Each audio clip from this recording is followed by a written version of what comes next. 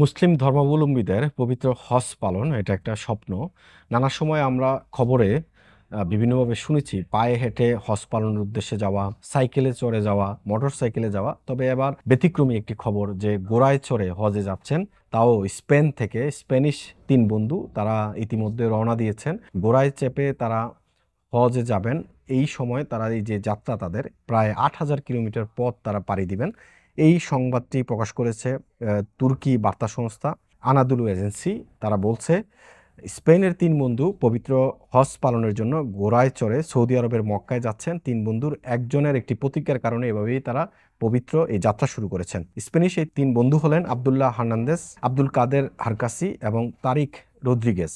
গেল ৩.৫ মাস আগে তারা স্পেন থেকে রওনা হয়েছেন এবং দীর্ঘ পথ পাড়ি দিয়ে তারা ইতিমধ্যে তুরস্কের ইস্তাম্বুলে গিয়ে পৌঁছেছেন। এখন তাদের যাত্রা আর অল্প অংশই বাকি আছে। স্পেন থেকে দীর্ঘ ৮,০০০ কিলোমিটার পথ ভ্রমণে ইতালি, ক্রোয়েশিয়া, বসনিয়া, হার্জেগোভিনা থেকে শুরু করে গ্রিস এবং তুরস্ক হয়ে সিরিয়ার মধ্য দিয়ে তারা সৌদি আরবে পৌঁছাবেন। ইস্তাম্বুল সাবাহাতিন জাইম ইউনিভার্সিটি আয়োজিত একটি অনুষ্ঠানে সম্প্রতি এই ৩ বন্ধু বিশ্ববিদ্যালয়ের ছাত্র এবং অন্যান্য সমর্থকদের সাথে মিলিত হয়েছিলেন।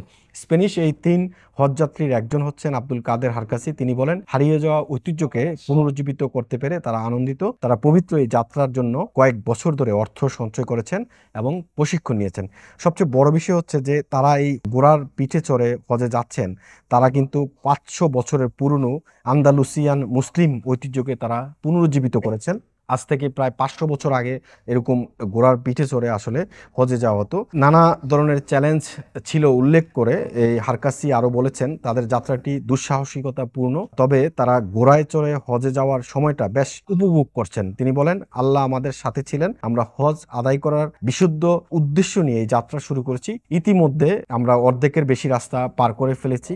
তারা আশাবাদী বাকি অর্ধেক রাস্তাও তারা সহজভাবে পার হতে পারবে। স্প্যানিশ এই ৩ বন্ধু জানিয়েছেন তারা তুরস্কের রমজান মাস কাটাতে চান, পাশাপাশি দেশটির সুলতান আহমেদ মসজিদ ও হায়া সোফিয়া গ্র্যান্ড মসজিদের মতো গুরুত্বপূর্ণ ধর্মীয় ও ঐতিহাসিক স্থাপনাগুলো পরিদর্শন করতে চান।